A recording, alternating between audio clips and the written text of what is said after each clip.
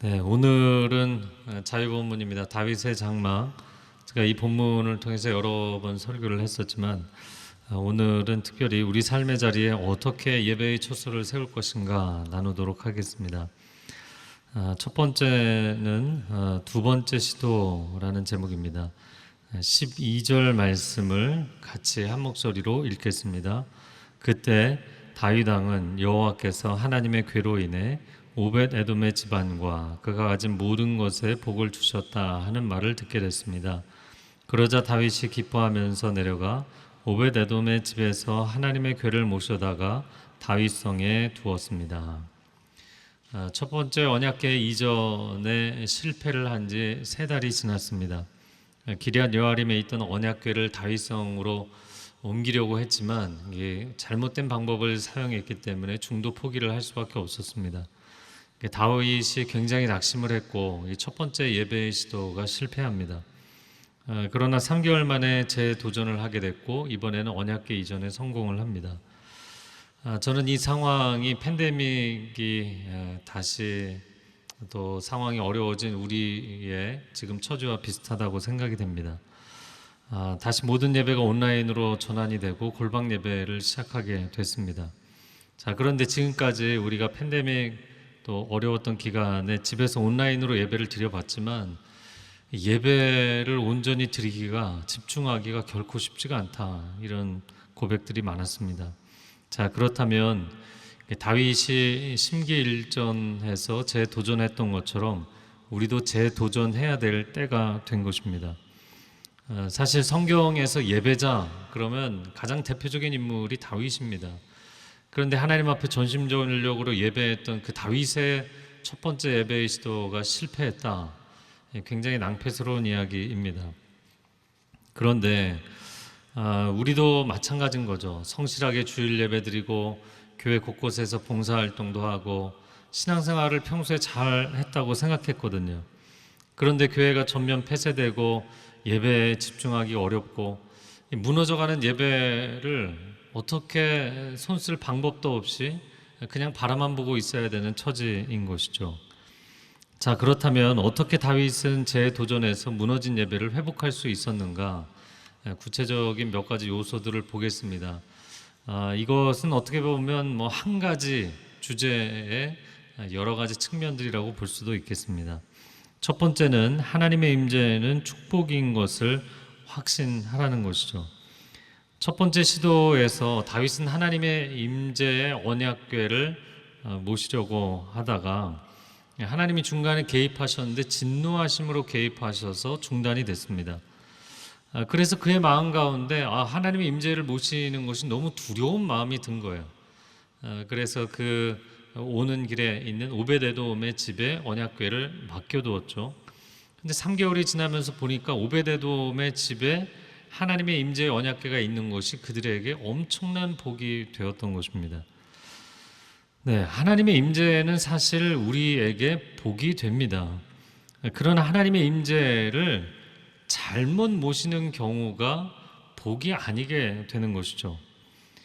그렇게 되는 것은 하나님의 임재에 가진 양면성 때문인데, 하나님의 임재는 복이 되기도 하지만 잘못하면 징계가 되기도 하는 것이죠. 그런데 이것은 예배뿐만 아니라 역사에서도 동의를 합니다. 역사 가운데 우리에게 역사적 경영을 위임해 주셨지만 하나님이 적극 개입하셔서 큰 복을 내려주실 때가 있고, 또 이 팬데믹의 기간처럼 사람이 자만하고 안일한 가운데 하나님이 개입하시면 그 징계의 개입이 될 때가 있는 것이죠. 그러나 하나님의 진노하심은 하나님이 영원히 거절하신다는 의미가 아닙니다. 우리가 예언서에서도 계속 보는 것이지만 하나님이 진노하실 때는 다시 돌아오라는 사인을 보내시는 거예요. 예배를 회복하고 하나님과의 관계를 회복하라는 부르심입니다. 시편 30편을 보면 표제어에 다윗의 시편이고 성전 낙성가다 이렇게 돼 있어요. 근데 시편 30편에 다윗은 성전을 세운 일이 없잖아요. 그러니까 성전 낙성가는 아닐 것이고 다윗이 하나님의 언약궤를 다윗성에 모실 때 불렀던 노래가 이후의 성전 낙성가로 사용된 것으로 추정이 됩니다. 그 시편 30편 5절을 같이 읽겠습니다. 그의 노염은 잠깐이요 그의 은총은 평생이로다. 저녁에는 울음이 깃들일지라도 아침에는 기쁨이 오리로다. 아멘. 네. 그래서 그가 첫 번째 시도했을 때 하나님의 노여움을 경험했는데, 그러나 두 번째 하나님의 언약궤를 모시고 나서 평생토록 영원토록 하나님의 기쁨과 은총이 임하겠다 고백을 한 것이죠. 자, 우리가 올해 1년 반, 거의 2년 차가 되어서 자녀들을 계속 집에서 온라인으로 수업을 하는데 자녀들을 돌봐야 되고, 또 사업도 개인적인 사업들도 다 쉽지가 않고 예배에 집중하기도 어려운 그런 답답한 상황입니다. 그러나 하나님의 노염은 잠깐이요 하나님의 은총은 영원할 줄로 믿습니다. 그래서 이 어려움의 시간을 지나가면서 터널이 끝나는 지점이 반드시 온다. 터널이 끝나는 지점이 반드시 온다. 그것을 믿음으로 선언하는 저와 여러분이 되시기를 바랍니다. 두 번째는 헌신을 통해서 하나님의 임재를 초대하셔야 합니다. 첫 번째 시도에서 가장 큰 문제는 그들이 언약궤를 옮길 때 새 수레를 사용한 것이었어요. 그런데 수레를 사용하면 원래 안 되는 것이었습니다. 민수기 14장 15절 제가 읽겠습니다. 성물은 만지지 말라. 그들이 죽으리라. 회막 물건 중에서 이것들은 고앗 자손이 어깨로 메어야 한다. 그러니까 모세오경에 이미 하나님께서 규정으로 주신 것이었어요. 지성소에 있는 언약궤도 굉장히 무거운 것이었고, 그리고 성소 안에 있는 떡상과 등잔대와 금초대도 무거운 것이었습니다. 그런데 이 무거운 것을 수레에 실는 것이 아니라 채를 꿰어서 사람들이 다 어깨에 지도록 만드신 것이었거든요. 물론 새 수레를 사용하면 멋지고 화려하고 편리하죠. 그런데 왜 하나님은 이런 좋은 방법을 마다하시고 이 무거운 성물을 사람의 어깨에 지도록 하셨는가? 이것도 우리의 상황과 비슷하다고 생각이 됩니다. 비대면 여러분 가정에서 이제 영상 예배를 드리게 되면 TV 화면으로, 컴퓨터로, 모바일 폰으로 그렇게 예배 영상을 편리하게 볼 수가 있잖아요. 그런데 이런 편리성이 우리에게 치명적인 문제점이 되는 거예요. 왜냐하면 우리의 예배는 보는 것이 아니라 드리는 것이잖아요. 근데 예배를 하나님 앞에 온전히 헌신하여서 드려야 되는데 그 예배가 편리하게 그냥 관람하는 것으로 전락시키는 편리성이기 때문인 거죠. 이것이 왜 치명적인 문제점이 되는가? 예배는 효율성의 문제가 아니라 진정성의 문제입니다. 예배를 쉽게 드리는 것이 핵심이 아니잖아요. 예배를 진정으로 드리는 것이 핵심이죠. 어제 토요 일부 예배 때 김승훈 목사님이 설교를 하시면서 유대인들의 성인식, 13살이 되면 바르 미츠바라는 성인식을 행하는데, 그 바르 미츠바가 율법의 아들이라는 뜻입니다. 그래서 성인식이 끝나면서 이 13살짜리가 이런 고백을 하는 거예요. 저는 이제부터 율법을 저의 어깨에 짊어지고 인생을 살겠습니다. 13살이 이제 어른이 되었다고 하나님의 말씀을 내 온몸에 지고 살겠습니다 고백하는 거예요. 마치 하나님의 백성이 말씀을 어깨에 지고 살아야 되는 것처럼 참된 예배자는 하나님의 임재를 어깨에 지고 살아가는 것입니다. 온라인 예배를 드리게 되면 성도들의 마음 가운데 솔직히 좀 편해지겠다, 직접 교회 예배당에 안 와도 편하게 예배드릴 수 있겠다, 그런 생각이 스물스물 올라오는 부분이 있죠. 제가 이 부분을 이렇게 생각을 해보니까 예전에 대학 생활할 때 물론 열심히 수업에 가긴 했지만 예상치 못하게 갑자기 교수님이 다른 일정이 생겨서 휴강 이렇게 딱 걸려 있으면 너무 반가운 거예요. 그리고 그 시간에 아내랑 지금의 아내죠, 그때 여자친구랑 데이트하는 1시간이 주어지니까 너무 그 휴강 시간 좋았습니다. 자, 그런데 우리가 예배를 대하면서 이것이 대면 예배에서 비대면 예배로 전환될 때 과연 우리의 마음의 반응과 삶의 반응은 무엇인가?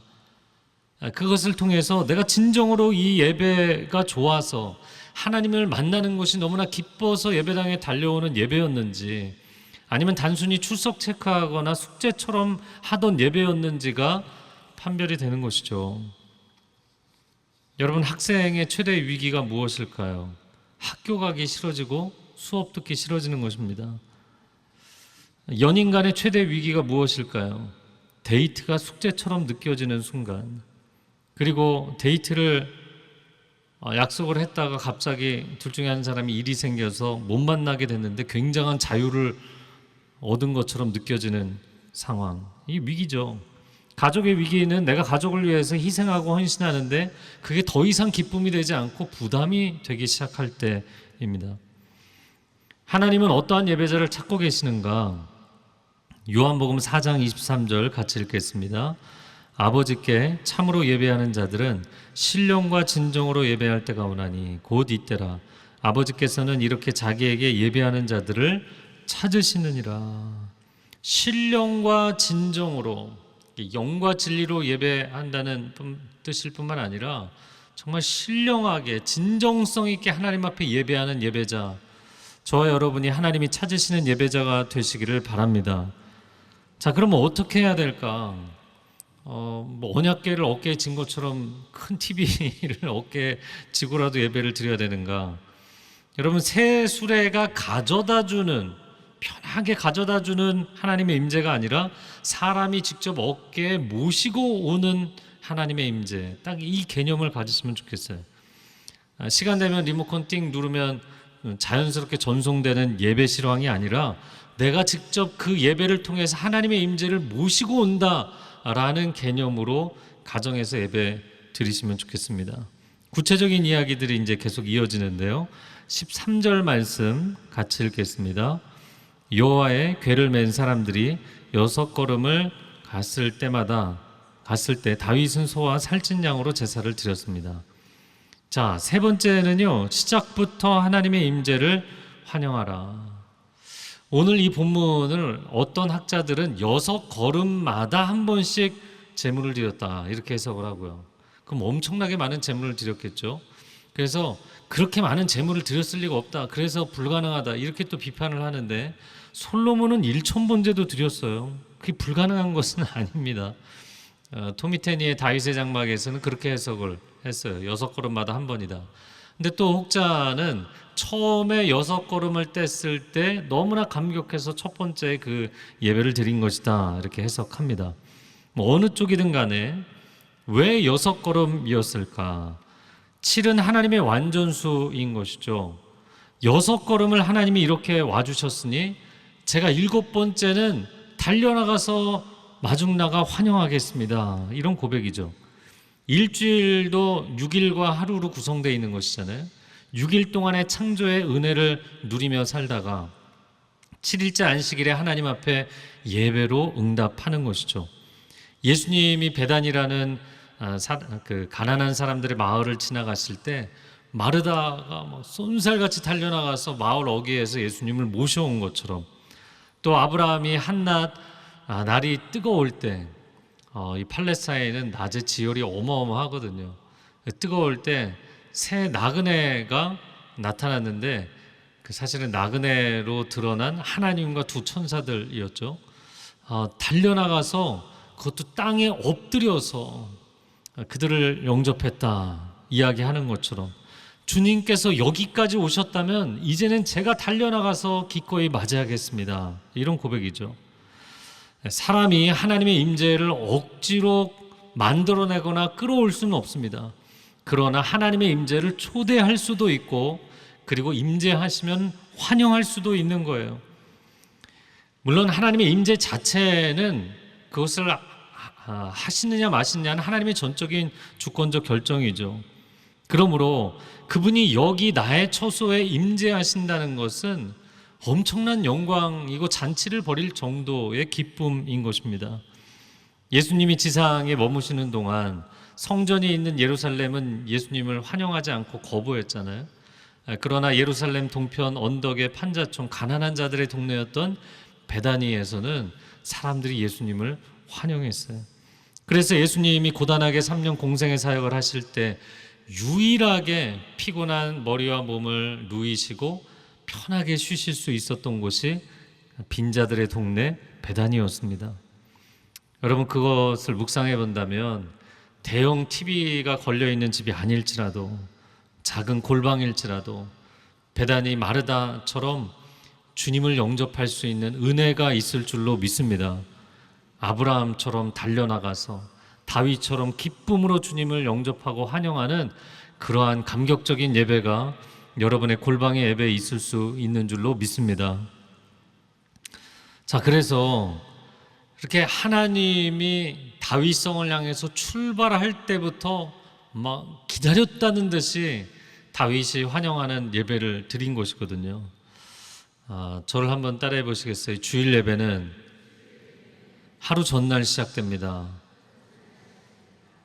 네, 주일 예배는 하루 전날 시작되는 거예요. 제가 전에도 나눴지만 저희 부모님 세대에는 토요일 날 저녁에 주일 날 입을 옷 다 이렇게 깨끗하게 다려놓고 헌금도 구겨져 있으면 그거 다리미질해서 깨끗하게 펴놓고 그렇게 예배 준비했거든요. 그런데 이제 뭐 다음 주일날 교회 예배당에 갈 수도 없게 됐고 집에서 편하게 예배 드리니까 오늘 실컷 놀다가 자야겠다. 아니요. 그러면 다음날 아침에 비몽사몽간에 지금 내가 예배를 드렸는지 안 드렸는지 알 수도 없이 그냥 예배를 해치우게 돼 있어요. 그래서 제가 어제 저녁에 사실 두 아들이 주말은 황금 같은 시간이라고 소중하게 꼭 놀아야 되는 시간인데 오늘은 일찍 자야 된다. 아니 이게 무슨 말입니까? 주일 예배는 전날부터 시작하는 거니까 제가 설교 준비하다 말고 우리 아들들부터 시켜야겠다. 그래서 어제 일찍 재웠어요. 할렐루야. 오늘 아마 맨정신에 예배를 잘 드렸을 겁니다. 원래는 그 둘째 같은 경우는 파워웨이브 예배를 가야 되는데 어제 연락이 왔거든요. 전면적으로 차세대는 비대면 온라인으로 예배를 드린다 이렇게 결정이 됐기 때문에 일찍 자고 일찍 일어나서 깨끗하게 씻고 예배를 드려라. 여러분, 우리가 일요주일 예배는 토요일 밤부터 시작하는 겁니다. 만약에 여러분이 토요주일 예배를 드린다면 토요일 밤부터 시작되는 거예요. 일찍 주무시고 일찍 일어나서 집안 청소도 하고 정돈된 마음과 정돈된 장소에서 주님의 임재를 초대하고 또 내게 임하신 그 임재를 환영하는 예배를 드리세요. 자, 그리고 똑같은 그 14절 그 다음 절이네요. 같이 읽어볼까요?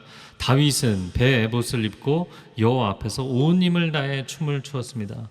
자, 네 번째 여러분 주의 깊게 들으셔야 되는데요. 예배 인도자인 것처럼 예배를 드리시라는 거예요. 다윗이 배 에봇을 입었어요. 에봇을 누가 입나요? 제사장들이 입는 게 에봇입니다. 그런데 보니까 제사장뿐만이 아니었어요. 같은 대조본문인 역대상 15장 27절 말씀 제가 읽겠습니다. 다윗과 및 궤를 맨 레위 사람과 노래하는 자와 그의 우두머리 그나냐와 모든 노래하는 자도 다 세마포 겉옷을 입었으며 다윗은 또 배 에봇을 입었더라. 이게 무슨 얘기냐면 언약궤를 운반한 사람들도 레위인들이고 그리고 하나냐 그나냐라는 찬양 인도자뿐만 아니라 또 찬양을 함께 했던 모든 사람들도 이 노래하는 싱어들도 전부 레위인들인 거예요. 오늘날로 이야기를 하자면 목회자, 전도사님, 또 사역자들인 거예요. 그러니까 다윗은 예배자들 중에 한 사람임에도 불구하고 다윗 자신이 예배 인도자인 것처럼 그 예배에 동참을 했다라는 것이죠. 제가 파워웨이브 파트 전도사 시절에 담당하셨던 강부호 목사님이 우리 전사님들이 막 열심히 한다고 그때 김재성 목사님, 저 또 권영갑 목사님, 손정호 목사님 이런 분들이 이제 파트 전사 시절이었는데 저희가 거의 일주일 내내 나와서 사역했거든요. 그러니까 전체 교육자 모임 때 저희는 파트는 전임처럼 사역하고 전임은 담임 목사님처럼 사역하고 우리 담임 목사님, 하 목사님 그때 예수님처럼 사역하고 막 그래서 다 같이 웃었던 적이 있어요. 여러분, 그런데 이것이 부흥하는 교회의 핵심입니다. 예배로 놓고 보자면 회중은 싱어들처럼, 싱어들은 예배를 인도하는 사람처럼, 예배 인도자는 설교자처럼, 설교자는 예수님처럼 그렇게 예배드리면 그 예배가 부흥하지 않을 수가 없어요. 군대도 마찬가지죠. 사병이 하사관처럼, 하사관이 장교처럼, 장교가 국방장관처럼 그렇게 해보세요. 정의 강군이 되지 않을 수가 없는 것입니다. 그러므로 여러분, 실천적인 이야기를 하자면 찬양이 시작될 때 목소리를 내서 부르세요. 아멘. 반갑습니다. 그런데 그냥 부르는 정도가 아니라 예배 인도자가 부르는 것처럼, 예배 인도자가 얼마나 목청을 다해서 열정을 다해서 예배를 끌고 가야 되는 거잖아요. 예배 인도자는 예배를 리딩해서 하나님의 임재까지 끌고 가야 될 책임을 갖잖아요. 그렇게 예배를 드리시라는 겁니다. 그런데 요즘은 가정에서 그냥 화면에서 찬양을 들려주니까 가만히 듣고 계실 뿐만 아니라 또 이렇게 예배를 드리면서 예배당 안에서도 목소리를 안 내고 그냥 듣기만 하시는 분들이 많아지셨어요. 예배는 감상이 아닙니다. 예배는 나의 인격적인 사랑과 헌신의 고백인 줄로 믿습니다. 또 예배 인도자가 다 이렇게 세마포 옷을 입고 배옷을 입었다 그랬는데 감사하게도 제가 지금 배옷을 입고 있잖아요. 근데 이 배옷을 입었다는 게 무엇을 의미할까요? 깨끗한 세마포 옷, 배옷을 입고 준비된 예복을 입고 하나님 앞에 예배드린다라는 개념인 것입니다. 근데 집에서 예배드릴 때 여러분 평상시에 어떻게 하고 계시나요? 깨끗하게 옷을 차려입고 그렇게 예배드리시나요? 뭐 보는 사람도 없는데 그냥 부시시하게 아침에 일어나서 그냥 침대에서 빠져나온 그 상태 그대로 예배드리시나요? 실천 꼭 하셔야 될 것이 있습니다. 일찍 일어나서 샤워하고 머리 감고, 할렐루야, 이 예배당에 나올 때처럼 깨끗하게 옷 입고 예배에 임하셔야 되는 거예요. 두 분이 아멘 하셨어요. 예배는 왕의 혼인잔치에 초대를 받는 것이다. 이것이 예수님의 비유였잖아요. 그런데 여러분이 결혼식에 초대를 받아도 그냥 대충 입고 가지를 않잖아요. 안 씻은 얼굴에 머리는 엉망이 돼서 새집을 하고 그러고 가면 민폐하객이잖아요. 여러분, 예배에 민폐하객이 되시겠습니까? 아무도 보는 사람이 없는데 무슨 상관이냐. 그러면 여러분이 여기 나오실 때 그렇게 하신 것은 하나님께 보이려고 여러분이 옷을 입은 건가요? 사람들에게 보이려고 그렇게 하고 오신 건가요? 우리의 예배가 상당히 많은 부분이 사람들에게 보이려고 하고 있었다라는 거예요. 아니요, 사람들에게 보이려고 하는 게 아닙니다. 우리는 하나님 앞에 하나님께 보이도록 예배를 드리는 거예요. 게다가 결혼식에 초대를 받았는데 우리를 하객으로 초대하신 건가요? 성경은 놀랍게도 우리를 신부로 초대하시는 것이다. 그런데 신부는 어떻게 하고 가나요? 새벽부터 이른 아침부터 일어나서 단장하고 준비하고 가잖아요. 근데 신부가 결혼식 5분 전에 침대에서 일어나서 그러고 나타나는 신부 보셨어요? 그러니까 이 비대면 예배야말로 내가 민폐하객, 민폐 신부가 될 것이냐 아니면 준비된 신부가 될 것이냐를 보여줄 수 있는 중요한 상황인 것이죠. 자, 14절을 다시 한번 읽어보겠습니다. 시작. 다윗은 배 에봇을 입고 여호와 앞에서 온 힘을 다해 춤을 추었습니다. 다섯 번째는요, 온 힘을 다해 춤추는 예배자가 되시기를 바랍니다. 네, 그래도 두 분밖에 아멘을 안 하시네요. 무슨 춤을 추며 예배를 드리냐. 여러분, 다윗이 어떤 춤을 추었을까요? 제가 이스라엘 성지순례 갔을 때 그들 이렇게 찬양이 흘러나오니까 사람들이 손과 발목을 많이 움직이는 그런 유대인들의 전통적인 춤이 있더라고요. 그런 춤을 추었을 수도 있겠고, 또 아가서에 보면 원무로 유명한 마하나임의 춤에 대한 표현이 나옵니다. 그런 춤처럼 막 뱅글뱅글 도는 춤을 추었을까? 뭐 어떤 춤을 추었는지는 모르겠지만 그러나 하여간 그 미갈의 표현에 보면 몸이 드러날 정도로 껑충껑충 튀면서 열정을 다해서 가만히 있을 수가 없어서 그렇게 하나님 앞에 춤을 추며 예배했어요. 예배는 우리의 영과 마음, 혼과 육신을 다해서 하나님 앞에 표현하는 것입니다.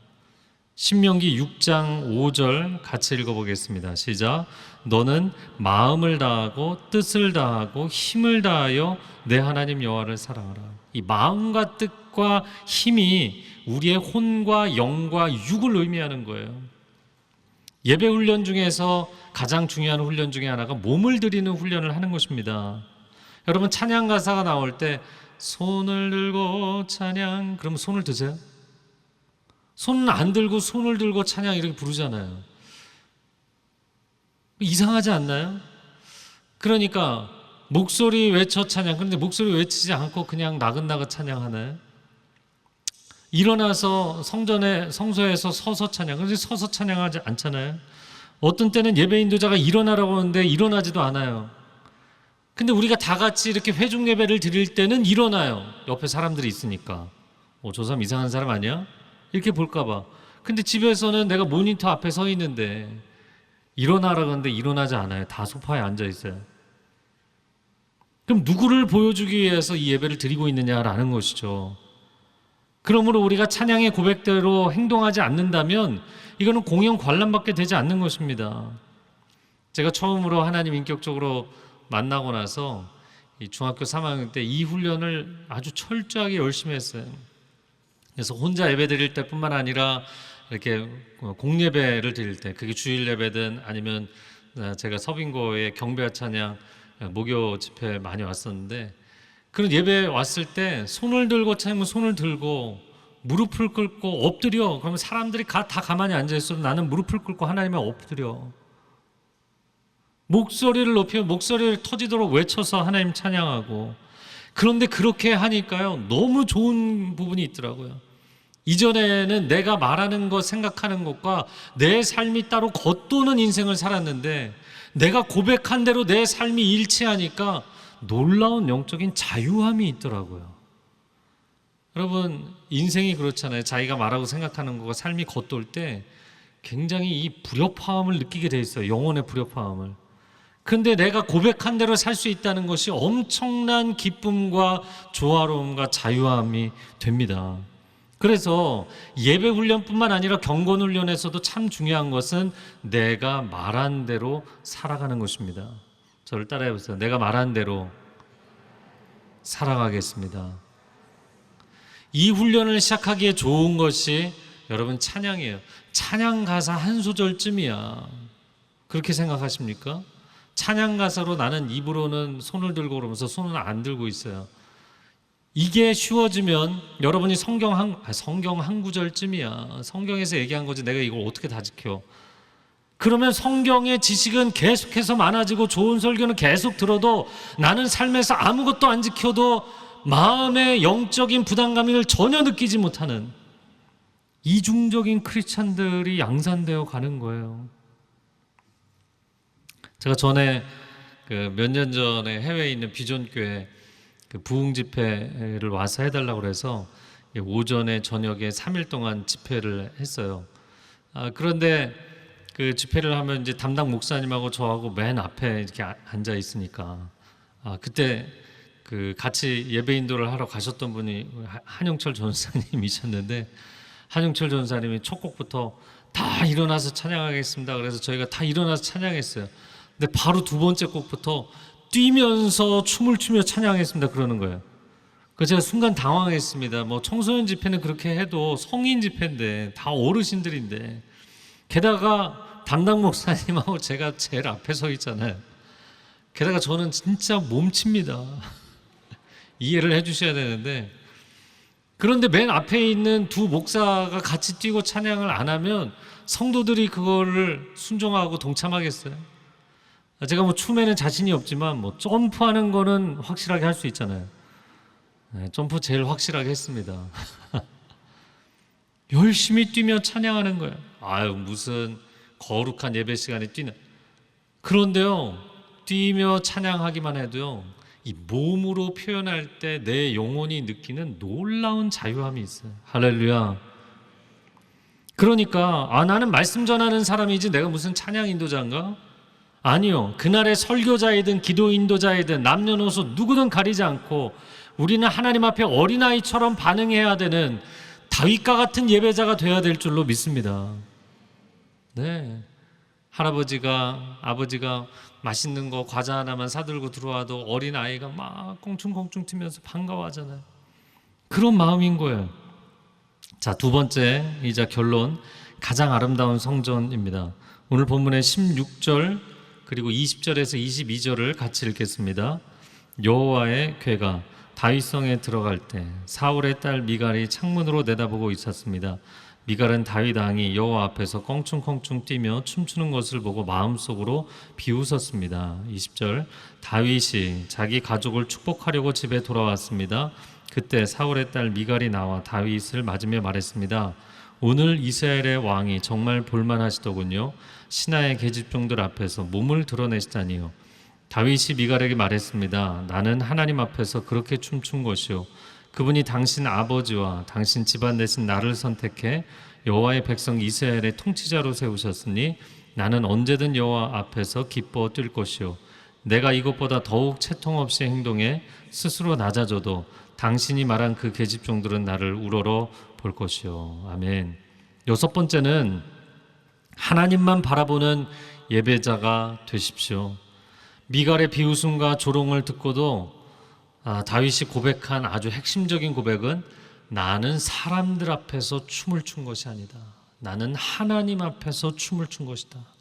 다른 사람이 뭐라고 하든 나를 어떻게 보든 나는 하나님만 바라보겠다. 빈들의 양치기였던 나를 이렇게 하나님이 높이 존귀하게 세워주셨는데 나 이제 왕이 됐으니까, 많은 백성들이 나를 우러러보고 있으니까 내가 우아한 척하고 가만히 있을 수 있겠느냐? 나는 결코 그럴 수가 없다. 사실 다윗은 목동 시절부터 빈들에서 아무도 보는 사람이 없을 때, 그냥 양무리만 옆에 있을 때, 그때도 전심으로 하나님 앞에 홀로 예배드렸던 사람이잖아요. 그러니까 다윗은 주변에 사람이 하나도 없어도 되고 주변에 수많은 무리가 있을지라도 상관없는 거예요. 나는 하나님만 바라보고 예배하는 예배자입니다. 제가 한 사람이 떠올랐어요. 영국 출신의 세계적인 예배 인도자이고 그래미 어워드를 2번이나 수상한 정말 예술성에 있어서도 훌륭한 예배 인도자입니다. 수만 명의 집회를 여러 차례 인도했던 영국이 낳은 세계적인 예배 인도자 매트 레드맨입니다. 그런데 그가 종종 쇼핑몰 앞에서 혼자 기타를 메고 지나가는 사람들이 쳐다도 보지 않는데 그 앞에서 찬양을 하는 거예요. 그러면서 이런 고백을 합니다. 주님, 거대한 무대와 그 쩌렁쩌렁한 음악들이 다 사라질지라도 저는 주님을 예배합니다. 나의 단 한 분의 회중은 오직 하나님이시기 때문입니다. My one and only audience is God. 하나님만이 나의 유일한 회중이 되십니다. 내가 사람들 들으라고 노래하는 거 아닙니다. 사람들이 아무도 없든 사람들이 수만 명이 운집해 있든 나는 사람들 들으라고 내 목소리를 쓰는 것이 아닙니다. 하나님께 이 고백을 드립니다. 할렐루야. 이게 진짜 예배자의 고백이죠. 다윗도 그런 고백을 했던 거예요. 시편 27편 4절 말씀, 내가 여호와께 바라는 한 가지 일, 그것을 구하리니 곧 내가 내 평생의 여호와의 집에 살면서 여호와의 아름다움을 바라보며 그의 성전에서 사모하는 그것이라. 하나님, 저는 왕이 되는 것보다, 수많은 전쟁에서 승리하는 승장이 되는 것보다 하나님 앞에 참된 예배자가 되는 것이 훨씬 더 기쁨이고 훨씬 더 큰 소원입니다. 제가 보라통도 강의를 하면서 질문을 많이 받는데 한 분이 끝나는 그 계시록 부분에서 계시록 2장에 보면 너희 처음 사랑, 첫사랑을 회복하라 이런 말씀이 있거든요. 이분이 성경을 이제 제대로 처음 통독을 하신 분이었던 것 같아요. 저한테 이런 질문을 했어요. 하나님도 첫사랑을 추억하시나요? 그래서 제가 당연히 추억하신다고, 그러면서 대표적인 예로 아모스 9장 11절 말씀을 적어드렸어요. 그날에 내가 다윗의 무너진 장막을 일으키고 그것들의 틈을 막으며 그 허물어진 것을 일으켜서 옛적과 같이 세우고 싶다. 하나님이요, 화려한 솔로몬 성전 아니고 대규모 현대적으로 증축한 그런 성전 말고요, 다윗이 초라한 텐트 안에서 목숨 걸고 열정을 다해서 드렸던 그 예배를 내가 다시 회복하고 싶다. 나는 그때의 그 예배를 추억한다. 이렇게 말씀하시는 거예요. 충격적인 거죠. 왜 그런가? 가장 아름다운 성전은 다윗과 같은 예배자들이기 때문인 거예요. 하나님은 성전에 임재하시죠. 그런데 성전이라는 것은 본질적인 개념에서 이런 어떤 건물의 개념이 아니라 하나님의 임재를 전심으로 사모하고 그들의 중심에 맞이하는 참된 예배자들이 성전인 거예요. 그래서 고린도전서 3장에 우리에게 이렇게 말씀합니다. 너희는 너희가 하나님의 성전인 것을 알지 못하느냐. 하나님의 임재가 우리의 영혼 가운데 임하는 것인데 우리가 어떻게 경거망동할 수 있겠느냐. 그러고 보면 여러분, 이렇게 넓고 좋은 사랑홀 같은 그런 환경의 예배당이 아닐지라도 여러분의 처소가 비좁고 초라할진 몰라도 그곳이 다윗의 장막이 될 수 있는 줄로 믿습니다. 그런데 안타까운 것은 미갈은 예배의 처소로 놓고 보면 폐가 수준이었던 거예요. 미갈처럼 구경꾼이 돼서 구경하고 평가하고 멀어지는, 하나님과 멀어지는 그런 관람자의 예배가 되지 않기를 바랍니다. 다윗은 어떻게 했나요? 여부수 사람들이 차지하고 있었던 그 예루살렘을 정복하고 사람들이 와, 다윗이 최고다 그러고 다윗성이라고 이름을 지어줬다고요. 예? City of David, 다윗의 이름을 가장 높이 올려준 성이 다윗성이에요. 그런데 그 다윗성에 나는 하나님의 이름을 가장 높이고 싶다고 다윗성을 하나님의 성소로 만들어 버린 거예요. 여러분의 집, 여러분의 골방을 성소로 만드는 그런 비대면 예배 기간이 될 수 있기를 축복합니다. 그러고 생각해 보면 로마 제국이 막 박해하던 시절에 크리스찬들이 갈 데가 없으니까 지하 공동묘지인 카타콤에서 예배를 드렸잖아요. 이 카타콤이 두 가지 상징적인 모습을 보여주는 거예요. 여러분이 어떻게 앞으로 예배를 드리느냐에 따라서 여러분의 온라인 예배 처소가 무덤이 될 수도 있고 성소가 될 수도 있는 것이에요. 여러분의 가정의 영적 상황이 어떻습니까? 가정마다 많이 다를 텐데요.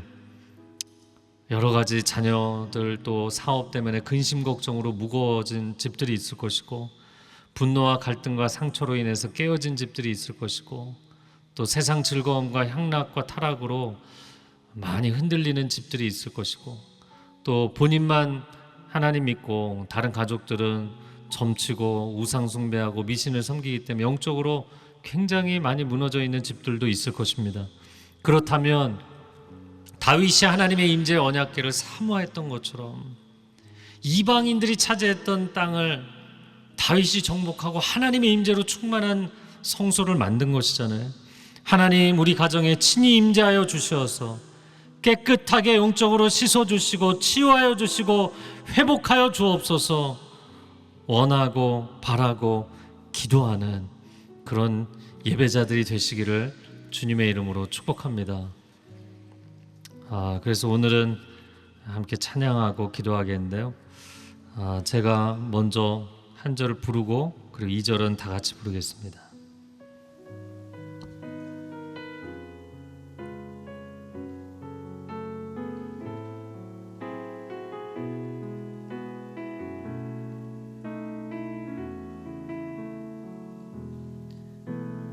이 세상을 살아가는 동안에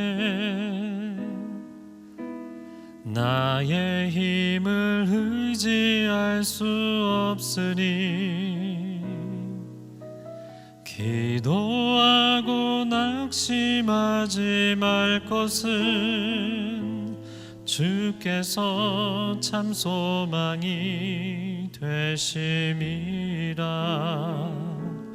하나님의 꿈이 나의 비전이 되고 예수님의 성품이 나의 인격이 되고 성령님의 권능이 나의 능력이 되길 원하고 바라고 기도합니다. 함께 주의 길을 걸어가는 동안에 세상의 것 의지할 수 없으니 감사하고 낙심하지 말 것은 주께서 참 기쁨이 되심이라.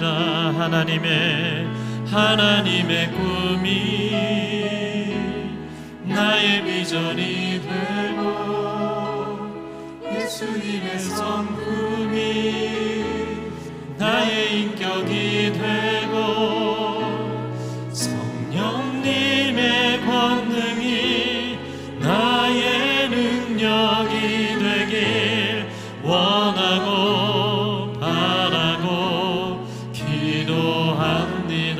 두 손을 들고 하나님의 꿈이 나의 비전이 되고 예수님의 성품이 나의 인격이 되고 성령님의 권능이 나의 능력이 되길 원하고 바라고 기도합니다.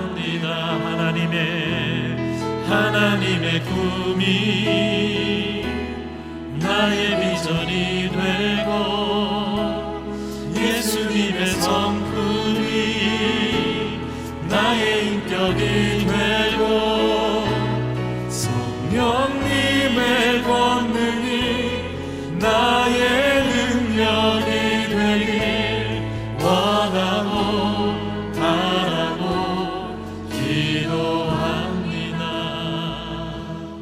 원하고 바라고 기도합니다. 원하고 바라고 기도합니다.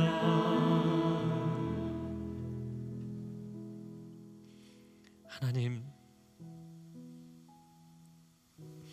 우리가 지금까지 이곳에서 공예배를 드릴 때 감격적으로 하나님 앞에 예배드렸다고 생각했지만 하나님, 우리가 골방에서 예배드릴 때 더 이상 그 감동이 없는 것은 하나님, 우리가 시설을 의지했습니까? 사람들을 의지했습니까? 사람들이 보라고 예배를 드렸습니까? 다윗이 빈들에서 아무도 바라보는 사람이 없어도 자신의 영혼을 쏟아부으며 하나님 앞에 기도하고 예배하고 찬양했습니다. 하나님, 우리의 예배 처소가, 우리의 골방의 예배의 처소가 다윗의 장막이 되게 하여 주시옵소서. 하나님을 전심으로 갈망하고 사모하는 예배자들이 되게 하여 주시옵소서. 하나님이 어두운 시대를 뚫고 나갈 수 있는 하나님의 아들 딸들이 되게 하여 주시옵소서. 우리 두 손을 들고 주여 삼창으로 기도하겠습니다. 주여, 주여, 주여.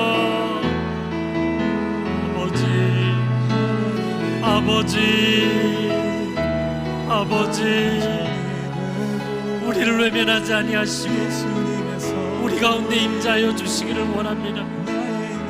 하나님이 예배의 자리에 하나님이 임재하시지 않는다면 우리의 예배는 아무런 의미가 없습니다.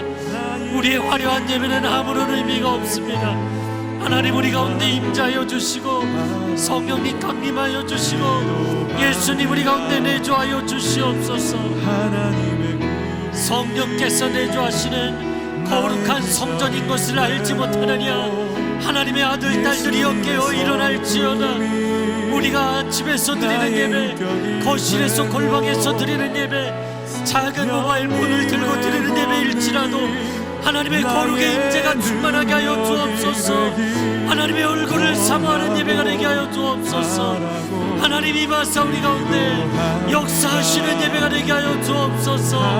어두운 시대를 뚫고 나갈 수 있는 예배, 전쟁과 같은 삶을 이겨낼 수 있는 예배, 하나님 앞에 우리의 온 마음과 뜻과 힘을 다하여 드리는 예배가 될 수 있도록 성령 하나님 역사하여 주옵소서. 하나님 다윗의 장막을 세우며 하나님 앞에 예배하는 예배자들이 이 시대를 이겨낼 줄로 믿습니다. 절망을 이겨낼 줄로 믿습니다. 하나님 그렇게 역사하여 주시옵소서. 좋으신 하나님, 선하신 하나님, 우리가 하나님을 사모하는 것보다 우리와의 만남을 더 비교할 수 없이 사모하시는 하나님, 다윗이 드렸던 그 아름다운 예배를 추억하시고 그리워하신다고 말씀하시는 하나님, 오늘날 이 시대에 그렇게 다윗의 장막을 세우는 하나님의 사람들이 곳곳에서 나오게 하여 주시옵소서. 그리하여서 이곳 이 예배당에서 드리는 예배보다도 더 강력한 하나님의 기름 부으심을 체험하고 그 자리가 하나님의 능력이 펼쳐지며 가정을 치유하시는 놀라운 역사의 현장이 되게 하여 주시옵소서. 하나님, 그리하여서 이 어둠의 시대가 교회를 약하게 만들고 성도들을 연약하게 만들었다고 이야기하는 것이 아니라 더 강력한 예배자들이 일어나는 시대가 되었다고 우리가 후일 간증하고 고백할 수 있게 하여 주옵소서. 감사드리며 예수 그리스도의 이름으로 기도합니다.